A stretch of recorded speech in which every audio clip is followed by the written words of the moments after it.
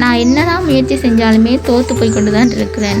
நான் என்ன செய்ய போகிறேன்னே தெரியலை. இந்த வாழ்க்கையில் நான் எப்படி முன்னுக்கு வர போகிறேன்னே எனக்கு தெரியல. அப்படி என்று சொல்லி யோசித்து கவலைப்பட்டு கொண்டு இருக்கிறவங்களுக்கு சொல்கிறேன், என்னதான் இருந்தாலுமே தொடர்ந்து முயற்சி செஞ்சு கொண்டே இருங்க.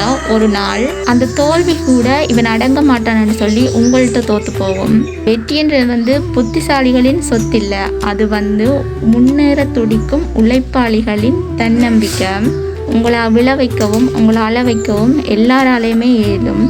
ஆனால் திரும்பவும் உங்களை இழ வைக்க உங்களை தன்னம்பிக்கை உண்டால மட்டும்தான் இயலும். எதிர்காலம்ன்றது இன்றைக்கு நீங்கள் என்ன செய்கிறீங்களன்ற பொறுத்து தான் இருக்குது.